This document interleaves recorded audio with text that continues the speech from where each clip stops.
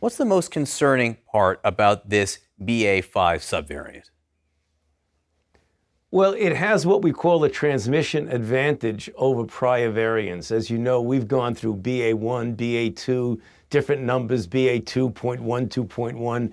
Now we have BA.5, which clearly, because of its ability to evade immune responses, either from the vaccine or from people who have been previously infected, the ability to infect an individual is enhanced over prior variants. And that's the reason why you're seeing us where a reported 140 or so thousand cases a day. It's likely a gross underestimate because so many people get tested with home kits and don't report it.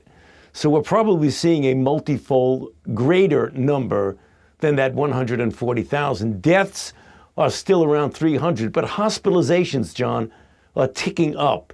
So this is something you don't want to panic about, but we really need to pay attention to it because there are things that we can do to blunt that. I mean, we still don't have as many people vaccinated as we need, only 67% of the population. Only half of those are boosted.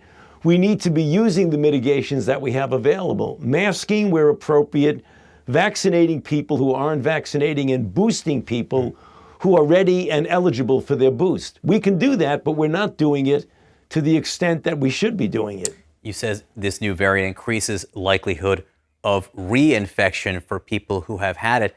How quickly can you be reinfected?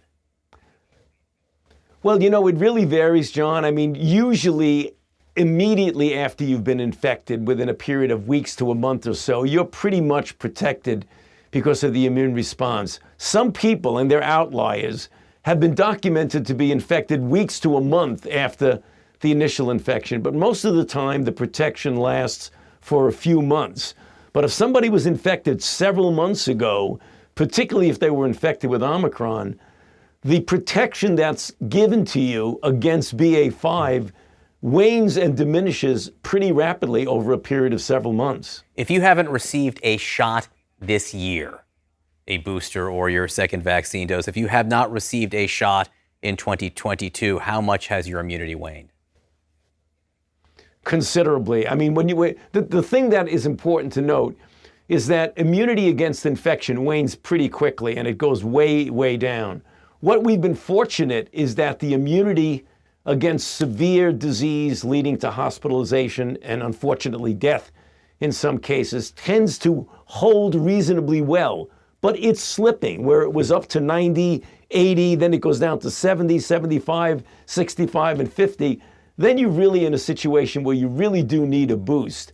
And we know when you get out 6, 7 months or so, we're now in July, we're in the 7th month of the year, most people who have not received a booster this year have a diminished immunity.